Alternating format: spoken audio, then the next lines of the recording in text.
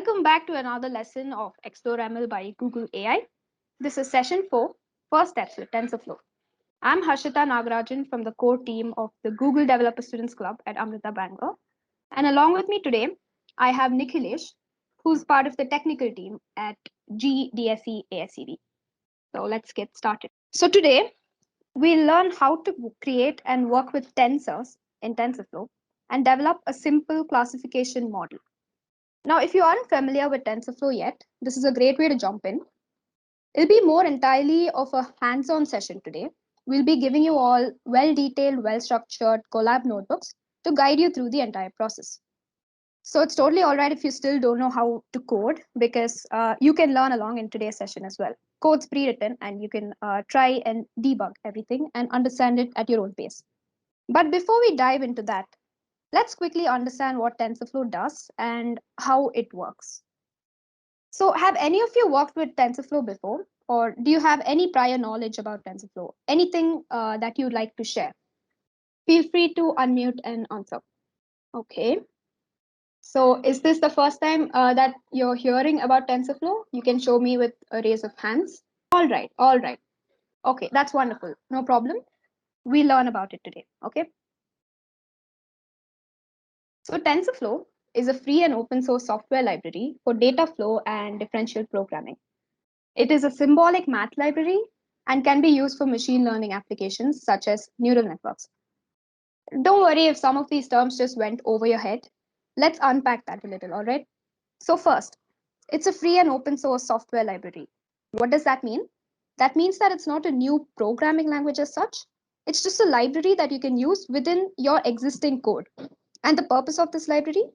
Well, of course, you can do everything without TensorFlow. You can sit and code everything from scratch. But these libraries help you speed up the process by taking a lot of that code and a lot of those arduous things that you have to do out of your code and make it all simpler for you. And rather than having all the data flow through one single algorithm, TensorFlow can process it all in parallel. And this is what is essential for setting up and working with a neural network. We have different layers, different neurons, and all of that, right? It would be wonderful if we can work with that in parallel. It would be faster, it would be more efficient. So, again, why TensorFlow? It's because it's flexible, it's portable, and it's open source. So, after you learn how to use TensorFlow on your computer, you can use it on the cloud. You can use it on mobile devices. You can use it on the browser, whatever it is. It can work with different infrastructures. And it can be used for simple machine learning algorithms or even complex neural networks that are used in Google products itself. All right, so here's the fun part, the goal of today's session. We're trying to create a neural network that can classify images of clothing. So today, we'll be working with this data set called Fashion MNIST. It has 70,000 grayscale images of clothing, and we'll be using that to train our neural network and help it classify a piece of clothing, whether it's a shirt, whether it's a sweater, a sneaker, and so on. Now, we'll be splitting our data into two sets because we'll have to train the model and also test it, right? So we have 70,000 images split into 10 categories of clothing, 10 labels, if you will. So we're going to be using 60,000 of those to train the model and 10,000 images to test it on. Now, yeah, before we jump into the Colab notebook, I'd like to also talk about a few more things. Any other Python program, we'll have to first import necessary libraries, right? So once you get started with the code, you'll notice that we're importing something called TensorFlow and Keras. Now, we've talked about TensorFlow, but what's Keras? So Keras is a high-level API that's used to build and train models in TensorFlow. Now, just think of this as whatever TensorFlow tries to make simpler, Keras takes that and makes it even simpler for you. And it's been very popular within the machine learning community. So tf.keras that you see here is TensorFlow's implementation of the Keras API, and it makes it easier to use without sacrificing flexibility and performance. So here's a brief overview of the architecture that TensorFlow 2.0 has. So as you can see, there are a few components that we can use. For example, the APIs that TensorFlow provides that allows you to read data, feature columns, and so on. Earlier, these things would have had to been hand coded, very lengthy code just to read data. So now we have Keras that can simplify the process a whole lot better. And then you can run this code on CPUs, GPUs, or TPUs. So compared to a graphical processor unit, a GPU, CPUs are much slower. And similarly, compared to a tensor processor unit, TPU, the rest of them are slower. So TPU is the fastest amongst these three. And this is something that you can set up within your Google Colab notebook. You can choose which processor to run it on. And all right, so since once you've saved your model, once you've trained your model, the whole goal is to make it available for use to someone else, right? So users have multiple options for that as well. They can use the model. Users can access these models via a cloud API, or they can use it on their phones, or they can also run it on their browser. Now, if you recall the teachable machines that we played with in the first neural network session last week, they use the TensorFlow.js library there, and that's how that worked. Okay, so yeah, that's about it. Now let's jump right into the code. All of you can head over to this link. You'll find it in the chat box below. Once you go there, go ahead and run the notebook in Google Colab. Now, if you're already signed into your Google account, you can make a copy of this notebook to your drive. So I'm going to do that now, and it's going to open another tab soon. Right.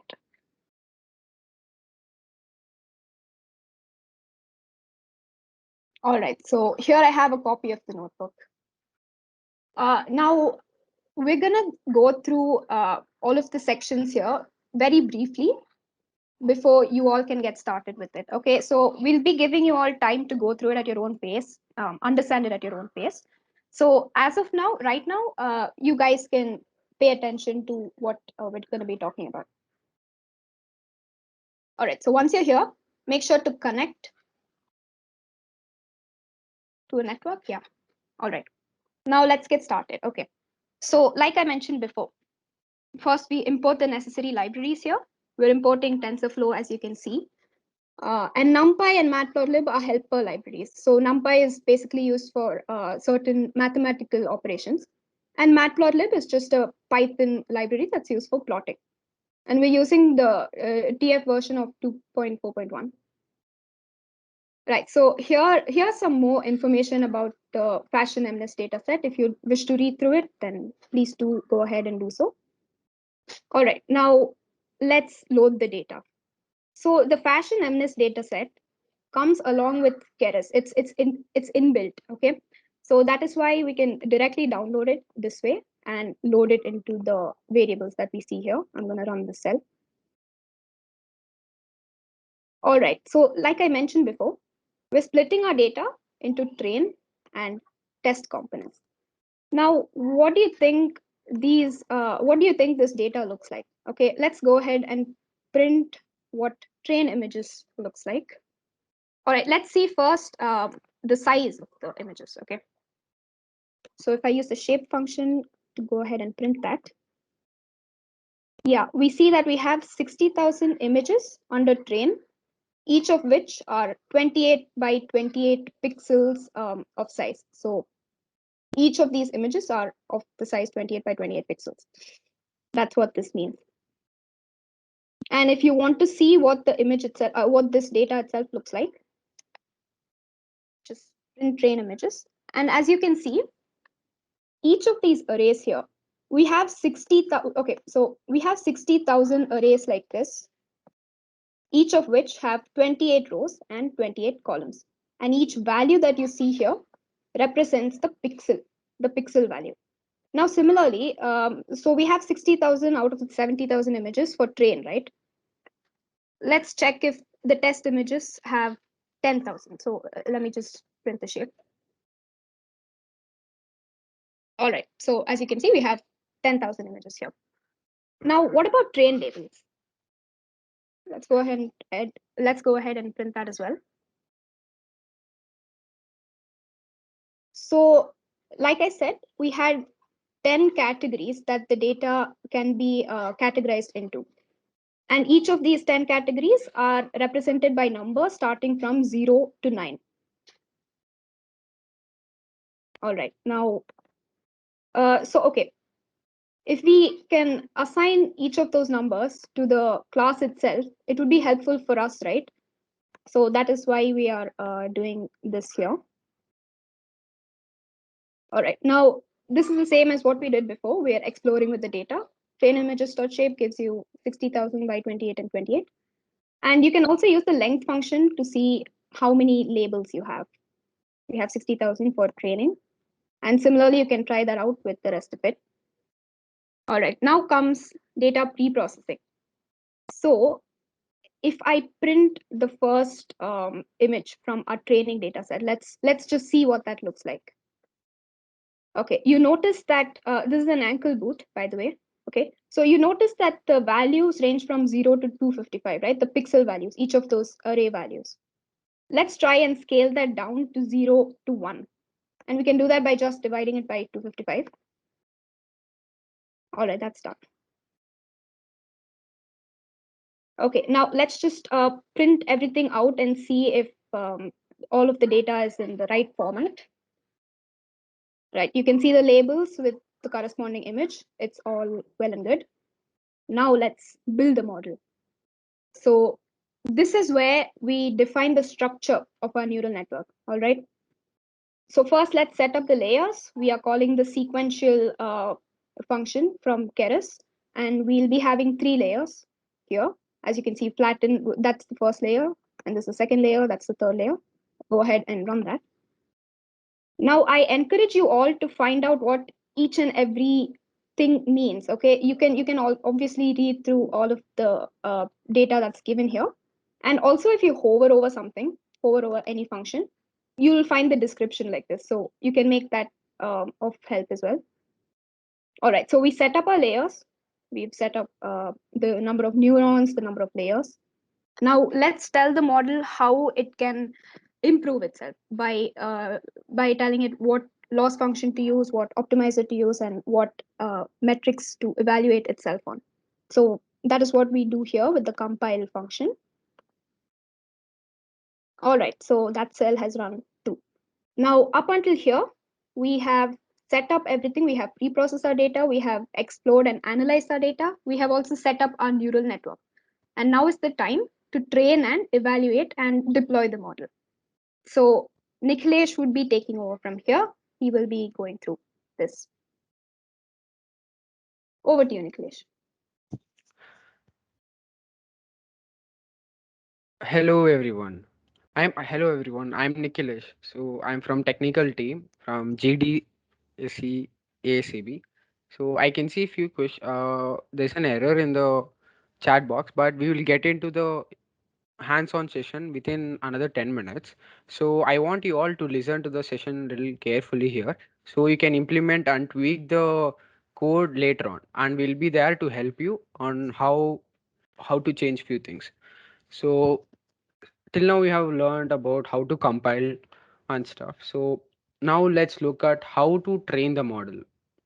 So model.fit trains the model. So we are passing in training images and training labels with 10 epochs. So 10 epochs, it means that we'll be iterating through the data set 10 times. Okay, so I'll be executing it. So you can press this button or you can do a shift enter in order to execute the cell. And yes, as you can see, the model is getting trained. So total number of images are 1875. So in this particular epoch. And when you look at this loss and accuracy, loss means that it is the amount of learning that it is still left to do. And accuracy is like how good the data has been trained. Like, yes. So when you're training the particular one model, you have to keep an eye on these loss and accuracy. So in accuracy, you should accuracy should always be increasing in fashion and loss should be always decreasing. As you can see, the loss has started with 0.6 and it has ended with 0.2. Just like that, zero like accuracy started with 0.7 to 0.9. It means that currently our accuracy of the model on training dataset is 91 percentage. So let's look at the testing accuracy on testing images.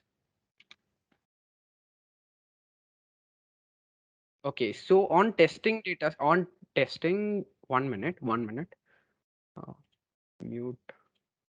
Okay, so on testing data set, we have got 0.87. It means that we got 87% of 80% accurate model.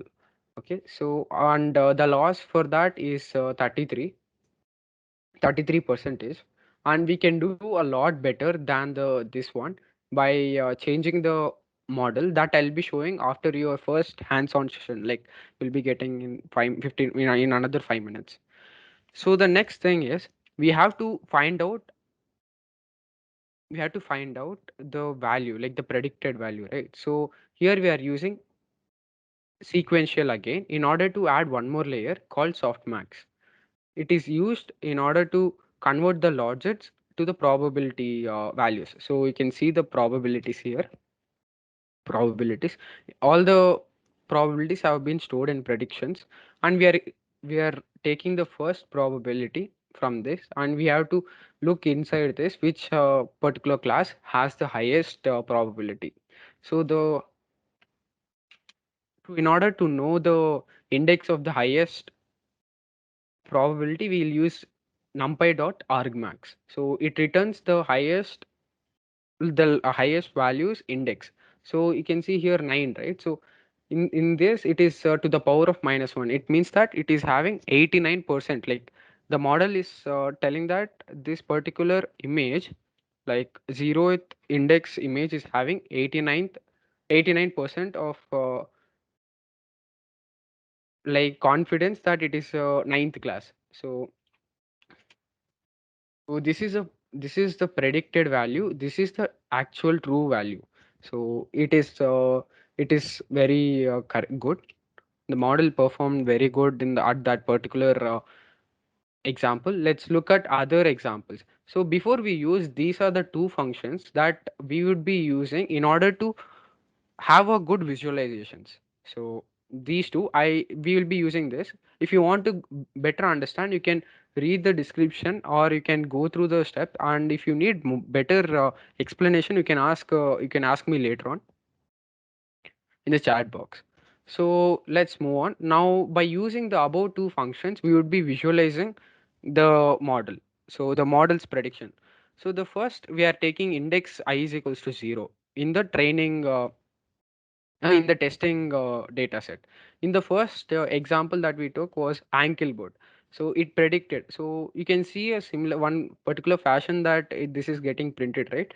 So this particular, the whatever name is given, it is a predicted value, and whatever is given in the bracket, it is a true label. So by looking at this, we can say that it has predicted properly, and we can see that ninth or ankle boot class has highest confidence, and seventh class has little comparatively very less probability, and remaining classes has zero probability, not zero but very close to zero. And when you run the second box, you can see one exceptional case. So as we know that our model is having a 91 minute, so our model is having a percentage of 87 percentage. So there is a chance of having a failure. So those 13% can have a failure. So this is one of the failure. So as you can see, sandal is a predicted value and sneaker is the actual value, and it is given in red because the whatever the model has predicted, it's wrong. So there is a possibility of being it wrong, so we have to keep that in mind. And let's plot multiple test samples in order to know how it is performing. As we can see, out of 20 images, out of 18 images, we can see that one of the image is having a wrong prediction, very similar to the others. It is predicting other set of examples. So you can see that shirt is having a similar label that of designated label. So yeah. So the other like now we have a model which is predicting with 87% accuracy. So now let's look at one particular image. So we took an image, and that is 28 cross 28. But in order to have the model predict, we have to change the dimension of the image. That is, we have to add, we should make it three-dimensional, because when we have multiple images to predict, we should stack them in a proper way. So that is why here it is one. So this image is having only one image. Like this image variable is having one image in it. That is why it is having one here. If it has some 10, then it would be 10 with a size of 28 cross 28 for each image. And next, we are trying to predict the most desired predictable, like the model predicted value. So that is here is the prediction array, and we are trying to find which class it comes under. So it is telling that it is under a pullover, but let's see this. And in order to know which class it is from, we can even see that by adding a cell, test label, that is 0. Okay, this is an exception where it is okay, okay. Okay, here is an image that, okay, we have used one index, right? So we'll just place one here. So we'll just get the true label. So okay, here we can see that the predicted value and the true value is same. So this is a very quick session that we have showed you all, and I know that many would have been confused currently. And I would like to say that we have sent a link in the chat box, and we expect you all to go through from beginning, just like the way me and Harshita has given you a very small workshop. So currently we are expecting you to read everything, and like the content which is given above each cell, and get back to us within 15 minutes. So we would like to see your training. 1 minute training, how much to what percentage your model has got. And yes, all the results you can post it in the chat box so we can see your progress. And I like, okay, it was a quick one, so we are expecting to have a lot of, like, for a long time a discussion. So we would encourage you all to open up and ask questions. So that's all. You'll be having a 15 minutes of silent workshop. So if you have doubts, instead of unmuting yourself, you can have that question rolling in chat box. Yes. So everyone go through that link and start the runtime, and you can start executing each cell one by one. Hello everyone. Sorry for disturbing. So can you, like, if you train the model, can you please put your training results in the chat box so we would know your status, like how good your results are coming, and we can compare our results. And now currently I'll be giving you few more tweaks to the uh, notebook, and you can see different results and far better results, and how different things work. And which, like, I haven't explained few more topics. I am expecting you to ask those doubts, so we would be having an interactive session. So, and I'll be explaining few topics now. So in another 5 minutes, I'll start the other half of the session. In the meanwhile, try to understand this as much as you can. Go through the entire notebook, go through all of the explanations that are given, and try to experiment with the code. Like, for example, when we're plotting a few images, we're plotting only the first image from the data set, right? So try to see what will happen if you change the number. If you want to print the 5,000th image, say. So how would you do that? So think that way and just keep asking, questioning yourself why. And we'll have a discussion, like Nikhilesh said, later on. Okay. Okay, so I hope everyone has executed the notebook, or else do it quickly. So I'll be giving you more insights about how to tweak this present notebook to give better results. Okay. Yes, I have a few questions from the chat box that I'll be answering. So as Varun has asked, why are we dividing each pixel by 255? Okay, so normally when Harshita showed you uh, the raw data, the range of images, like each pixel size is from 0 to 255. And when we are doing calculations like here, when we want to have a summary of the model, I'll just show you model dot summary. Yeah. So as you can see, the total number of calculations which take place is 100,000, nearly 100,000 calculations. So when we are having a integer which is ranging from 0 to 255, it would be very like it will take massive amount of time and the calculations. Because this is a very simple data set, you might not feel much difference. But when you're doing it on large sets of data sets like 10 GB or 100 GB of data set, then you would clearly come to know the importance of doing normalization. So by doing this, the range of images will go from 255 to 1. So it is shrinking from 255 to 0 to 1 range. So that's the first explanation that I would like to give. And the second question that, 1 minute. So, okay, Shubhangi, yeah. So it's about the why are we having grid, right? So false. So when I change it to, okay, 1 minute. So when I change it to true, you can see one grid-like structure, right? It would be a not good way of visualization. So instead of enabling the grid, we'll just turn it off by saying false.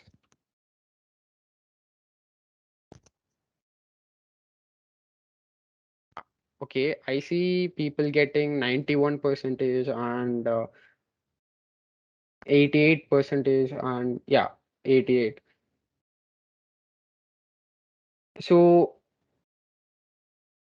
so the results that we get is totally different. So I might be getting 91 percentage in training, and here I might be getting 87, and you folks might be getting some 93, 95 also.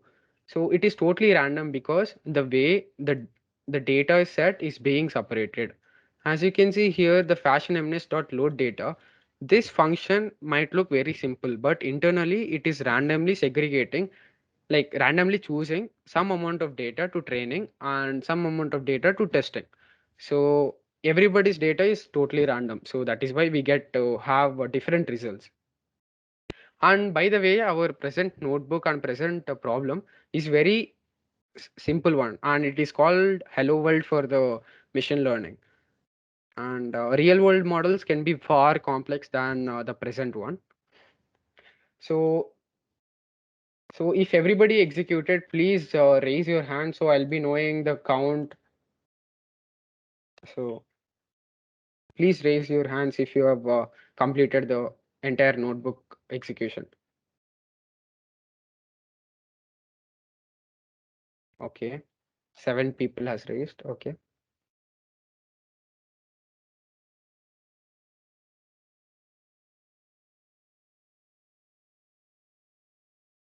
Okay then. So let's give you more insights about how you can tweak this model structure. Currently, we are having only 3 layers here, right? So how to make it more dense, like more number of layers and more number of neurons. So for the firstly that we have to do is add one more layer. So I'll add by writing tf dot krs dot layers dot say dense, and number of neurons in this present layer, it can be 512. It can be any number of neurons. But as an like when you do lot of when you create lot of models, you will be knowing that when you'll be knowing that like here it is 28 into 28, which is 728 neurons and 128. So having a range between this would be a better. It's not always that you have to follow this method. It's just that by having that experience, you would be getting that idea why it is like that. Okay. And this is one structure. So we'll train it on this. Okay. What is the error? Okay. Yeah.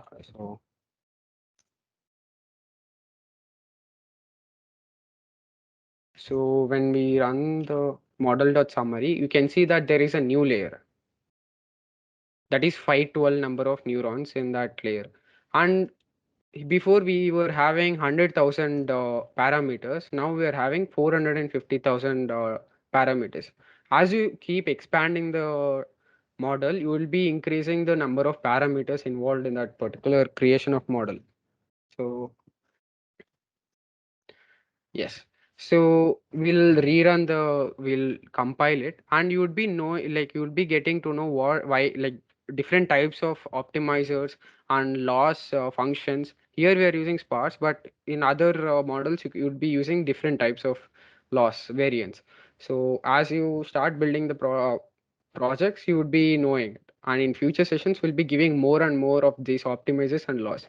So keep an eye on that. Now we'll train the model on the new structure of the new structure. Okay, there is a person. Okay, that is Daiban asked that epochs don't determine the accuracy. Actually, epochs actually determine the accuracy. Like they are affecting the accuracy. The more number of iterations you have, more accuracy you get. But after a certain limit, the model tends to get overfitting. So I'll be talking about like how the model gets overfitted and what are the steps that you are supposed to take. So as you can see, as I increase the number of parameters by increasing by adding another layer, I can see that the time it is taking has increased too. So before it was taking 3 to 4 seconds. Now it is taking 9 to 10 seconds. So this the training time. Like this is one of the method that it is affecting the training. Like more number of layers, the more it takes. So this is a currently a very small tiny data set. That is why it is taking 10 seconds. But if you see a data set of have like a data set of 1 GB, it might take even a day to train, or it can take even months to train. So that is the reason machine learning models are complex and time consuming. So as you can see before, we were getting approximately uh, similar accuracy, but let's do it on the testing data set. Okay, so this currently didn't show any kind of improvement, but I can tell you that the model hasn't gone through any kind of underfitting or overfitting.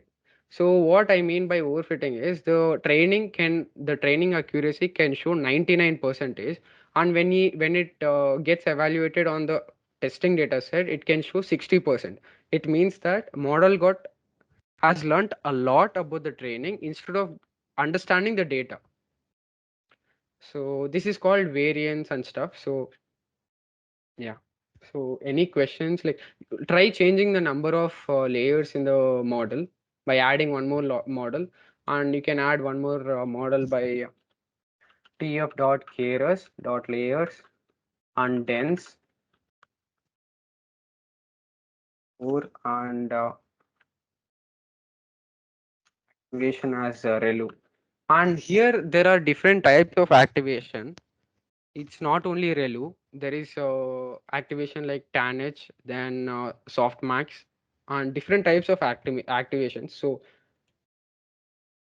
for the simple one, we are just sticking to the relu, and we would be looking at different optimizers, laws, and other things in future sessions. And now let's summarize this model. And one more keyword that we should keep an eye is this entire structure is called an architecture. This is a particular word that everyone uses in industry. So this is called a architecture. Okay. So this entire structure, like flattened, dense, dense, dense, dense. So when you design a model, this particular way of representing neural structures are called architectures. Okay, so now we have updated the model architecture. Let's compile it and rerun the model. And now you can see definitely it will take a lot of time compared to the before examples that I have executed. So now you can feel free to unmute yourself and ask questions, and yes, it would be better. Yeah. Okay.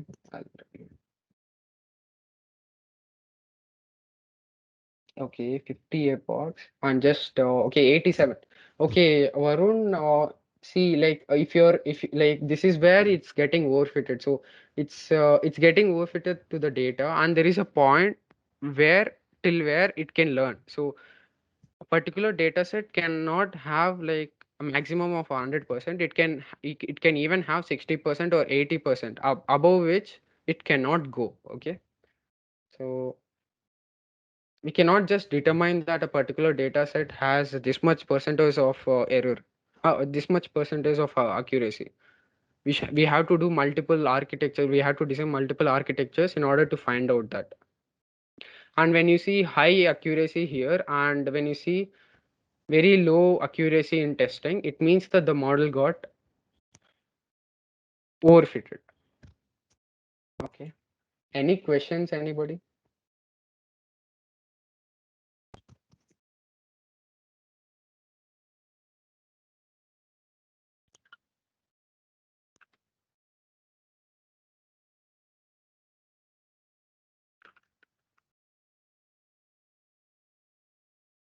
Okay.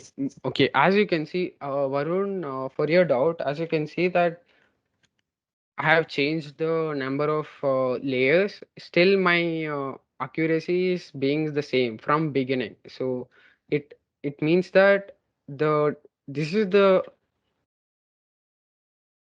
like highest accuracy that it can get to in my current architectures.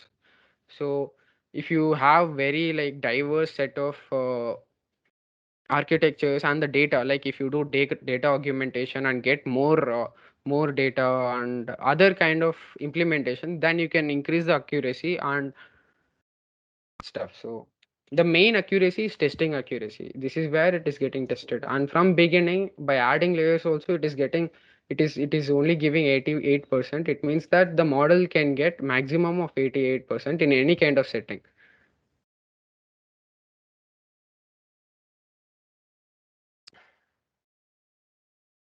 So, okay, how many of you has completed all these things, like the tweaks that I have just discussed with you all? So, can you please raise your hand so we would be knowing how far the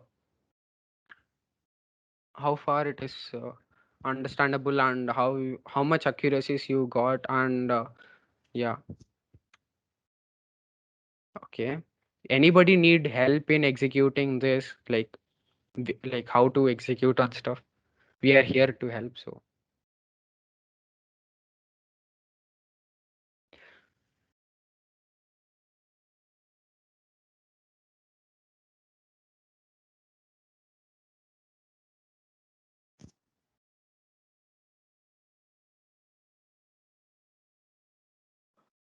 When we put in prediction 0, we get an array of numbers like 1.3808 into 10 power minus 8 and stuff. So are those probabilities? Okay, okay, Varun, can you ask again? So, yeah, what is it? Yeah. When we put in the code predictions index to 0 or 1, whatever, Hmm. we get an array of, yeah, the array you got right now, this 7.5. So Yeah. what is all that? Okay. So what it is doing is I'll show you the shape of how it looks. Okay. So As you can see, the testing here, the testing images have nearly some 10,000 examples. Okay, and each example has 10 elements in it, like this. Okay, so with this we are selecting the first element from this 10,000 examples and further investigating how it is entire thing is taking place. So in this, these are 10 different classes. Okay, normally we'll be getting logits, so logits can be any kind of value, but in order to have a proper structure in like selecting a particular class, we'll be doing the softmax function. So what softmax does is, normally a logic can be from any value like 100, 200, anything. So this softmax tries to bring this entire thing into a proper structure like 0 to 9 or like that, 0 to 1. Okay, in that particular range, because the probabilities can be better understood if it is in that particular range. So it is use softmax, and here you can see, right, it is like 7.5 something to the power of -7. It means that 0.00007% of the data, like percent confidence it has in that particular class. Here you can see, right, all these 10 are depicting this particular thing, so the values you are seeing right here. So this particular thing is depicting t-shirt, and this on the 5.66 is depicting the trouser, and the pullover the next one. So yeah, so is your doubt cleared, Varun? Yes. And Yes. while at training, data training, Yes. so it takes in random inputs from the 60,000 data set we have, and then Okay, uh, okay. No. I think you have got it wrong. So while you're splitting the data set, right, on top, so loading data. yeah, So like here, the loading data only does all the splitting and randomizing stuff. Okay. okay, Okay, what training does is, in this particular setup, it just takes the data as it is. It will not do any kind of randomizing currently. okay. Like if you use different types of optimizers, different kinds of setup, like as you go on, you get to learn about batch sizes and how to randomize stuff. In this particular like simple example, we are not randomizing anything inside the model. As we are getting the data, we are just sending it to the model. Okay. And what's the use? Why do we use only ReLU? Why not sigmoid and other stuff we learned? Yes, this particular we can actually use other stuff, but it is said that it is a practical, like we can implement by using that also. But for this particular data set, it is widely used ReLU. Okay, so if you want to use Sigmoid, you can just do a small change in this name, and you can use that also. Thanks. There's no restriction on the type of activation function that you're supposed to use. So yeah, you can go ahead and experiment with whatever you want to do. Is there something like using ReLU will give a higher accuracy or something? Yes, this is an example that it is widely learned. So in all of that, it is known that ReLU has been outperformed other activations. There might be new algorithms which might give better accuracy, but as widely used, it is that is why it is shown as an example, ReLU. Okay. Yeah. So suppose you are given a new data set which you have never used. So you see the Hmm. data set. How do you decide which activation model you're going to use? Like, is there a way to So decide? yeah, so instead of like what we'll do is, when we have like new data set and we don't know anything about it, so at that point of time we'll only take, like, instead of like here, while we are training there were like so many examples which were getting trained, right? So instead of that, we'll be reducing the size of the data set, and we'll be using different types of architectures, like different types of activation functions, and we'll be seeing how it is being affected on that smaller data set. Okay, so Okay. like by comparing the results, we will get to a stage where we can say, okay, this particular architecture is performing better. And there are Okay. like, So it's okay, all trial and error and trial and error yes, and then and experiment. yeah, Yes, like it is like there are few particular activation functions which are very good for few different things. Like image, it might we can use relu. Like relu performs better, but like if you take different types of objective, the other activation function can outperform this relu. So by doing trial and error, like personally, you get to learn a lot of characteristics that particular activation function does. So that is why we'll suggest you not only this particular workshop, we suggest you all to go and learn about different types of activation functions. And if you have any particular doubt, you can ask us in the Google WhatsApp chat that we will be sending that notifications, right? So you can ask us any kind of question in that. So we can reach you out anytime. So we'll try to motivate as much as possible in order to get started. So this is an Hello World program, and it might look some little bit tedious because it is totally different way of approaching us while approaching on how to solve a question. Like when we see traditional programming, we'll be having for loops and different kinds of things, right? But when we look at this particular way of approaching machine learning, it is totally different. It's like we can simply divide the entire application, like model creation, into few statements, like gathering data, then cleaning the data, then designing the model architecture, then deciding, then optimizers. We can like optimizers, like designing loss functions, then how to test the model, like how like like different kinds of data sets and stuff. So these everything are different. Like this is just an example, so you don't get to experience different kinds of things. So when you see everything in short, you can see everything 1 minute. So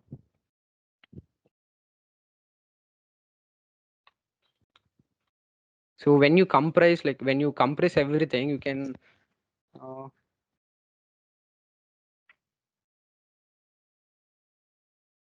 so when you compress everything, you can just see these highlights, right? First is exploring the data, then is pre-processing the data, then building the model, training the model, and using the trained model. So it is a different approach compared to traditional programming, and that is why many people would feel little bit different compared to what they traditionally used to do, like for loops, while loops, and trying to get a desired output. So, yes, and one more point that I would like to add on to this is humans are very special because they are unpredictable. So, and machines till now were very predictable because we were writing very specific rules in order for the machine to give out particular response. But now present type of programming, like the what we are doing, like machine learning, it's like unpredictable. So we might be getting different types of results compared to others. So that is the thing that like that is how machine learning is totally different with traditional programming. But in order to create applications of machine learning, we need traditional programming like applications and stuff. So this entire thing is like this like entire like like collecting data to deploying the thing will come under machine learning operations, and in short it is called ML ops. Okay. So anything, anybody has any doubt? So we will be winding up the session in another 5 to 10 minutes. So have your questions in the chat box. So Darun asked, why does the last layer doesn't have the activation? Okay, okay. So to make it more like understandable, they have this particular notebook doesn't have 1 minute. Where is this? Yeah. So this doesn't have a like last layer as activation because when we scroll down, there is a place where we are adding that layer. So you can see this, right? So here we are adding like appending this particular layer to the model. It is very like we can just add on this model over there also, but this is to make it more understandable. Darun. Yeah. So we have any more like did you understand, Darun? Okay. So Shubhangi. Yeah. So we can only predict for one image. How can we increase the number of images? Okay. So 1 minute.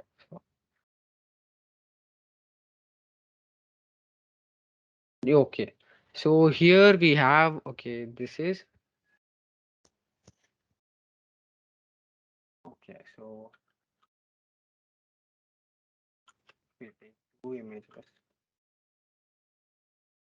Okay, so as you can see, by adding like three, one, two, three, and you can even specify like one, three, five, and you can get three images in the stack. Instead of doing this, we can simply do it here. We can add one more array, Shubhangi, by and we can specify the indexes of those images, and we get that. And when we look into that, so when we create this, when we find like when we look at this, we can see that three different images predictions are present here.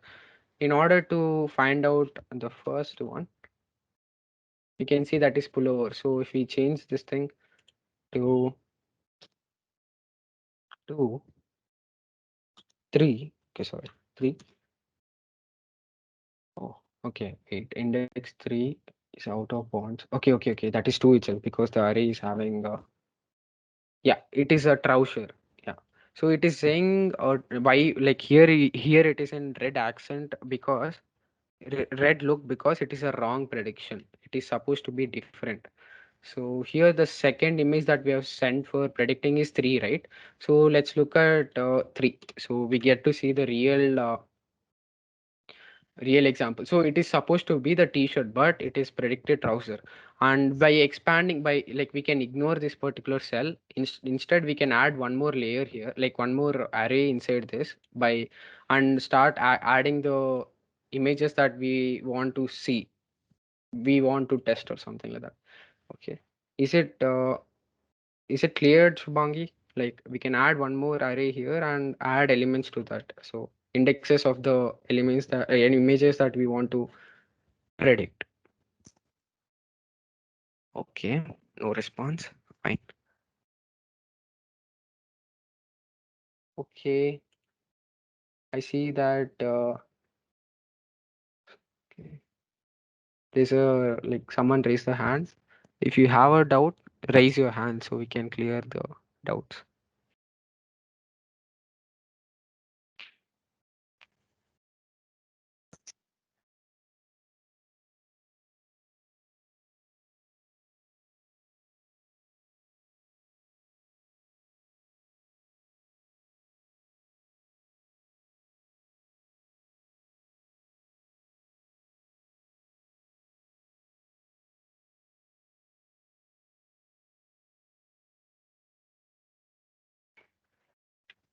Okay. So in another 2 minutes, I'll wind up the session. So I'm expecting that everybody has executed all the cells in this notebook and understood each cell clearly. If you haven't, you can still ask your questions by in the WhatsApp chat too. But we encourage you to ask questions here itself in order for everyone to know that particular answer for that question.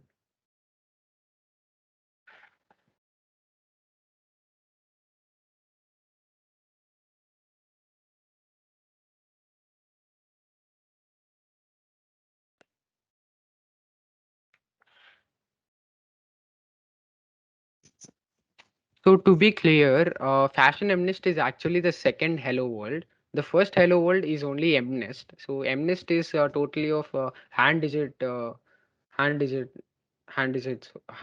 Okay, hand digit numbers. Yeah. Can we use Can you? all this to analyze colors also? Like suppose we had colored clothes and we have a red shirt, we have a white shirt, we have a blue shirt and all. So can we Oh have yes. Yes, you can do that, but to solve that particular RGB based data set, we have to approach it little differently. So as you can see here, while we are exploring the data set, right? Here we get to see 60,000 images in the training image, like in the training data set, and 28, because it is being a grayscale, it is not having the third dimension for like different colors. Normally, for an RGB image, we'll be having RGB layers, separate layers. So each layer will be having matrix. So in this particular thing, it is being grayscale. It is having only one layer, but for RGB, we'll be having one more dimension here, saying that it is having three layers of colors like RGB. So and in order to train that particular data set, we have to tweak a lot of things, like changing the architecture, then changing different activations in order to check which is performing better for that particular data set, and the way we have to evaluate like the way we are trying to evaluate also should change. So first is like how to create a data set array, that is the first thing, then changing the architecture, then the third thing is how to evaluate that particular RGB based image. Okay. And one more Yeah, thing we got it. can yeah. Uh, Okay. uh, So the one more thing is we are not supposed to predict RGB based image on grayscale image model. Okay, grayscale image model. That also you should keep in mind, because the model is trained on grayscale images, so it should be only evaluated on grayscale images. okay, thanks. Okay, yeah.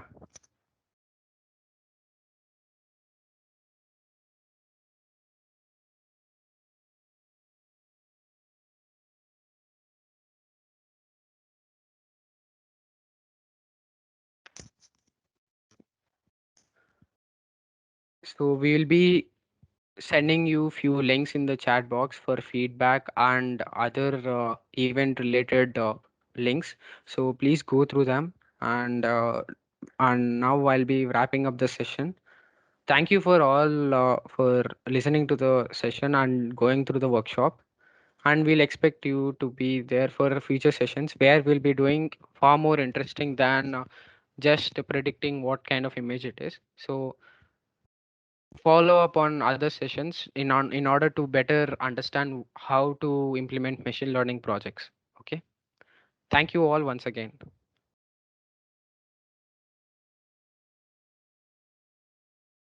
Yeah, thank you all for joining, folks. If you don't have any further questions, you may leave the call.